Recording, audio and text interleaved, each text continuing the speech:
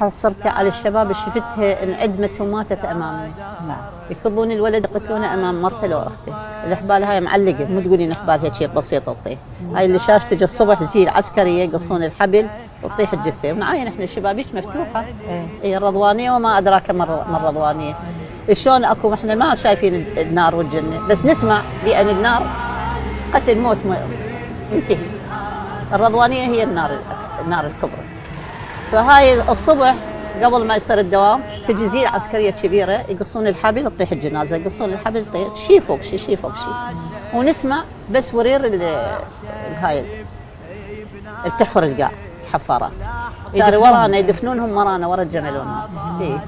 كل 10 15 يحطوهم بحفره واحده. هاي الشرطه يسولفون الحرس العالي. ايش قد انحكمتي بالرضوانيه؟ الرضوانيه بقيت هيك حوالي ب6 اشهر تقريبا.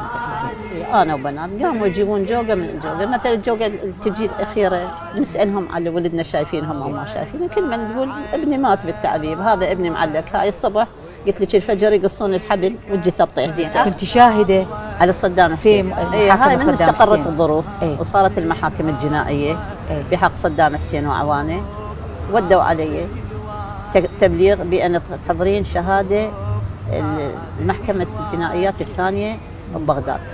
رحت أمي ما خلتني، قالت لي أنت ما تجوزين وتشليتي حالنا. قلت لها ما راح أشهد، قالت شو تهجمون بيتنا صدام بعد عدل. قلت لها لا لازم أروح أشتغل، لأن هاي شلون مثلا ندم برقبتي. نعم.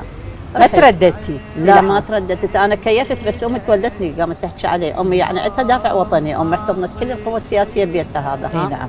بس ما انا اروح اشهد لي يقتلوني. شو يقتلون صدام؟ مو هي يعني الباقين من وراء صدام. صدام متهم وكذاب قفص الاتهام. نعم. رحت من هنا اكو مجموعه راحوا ويانا، واحد محمد بن كاظم السدخان، حسين الرهيف مدير شؤون العماره، يعني شخصيات. نعم. واحد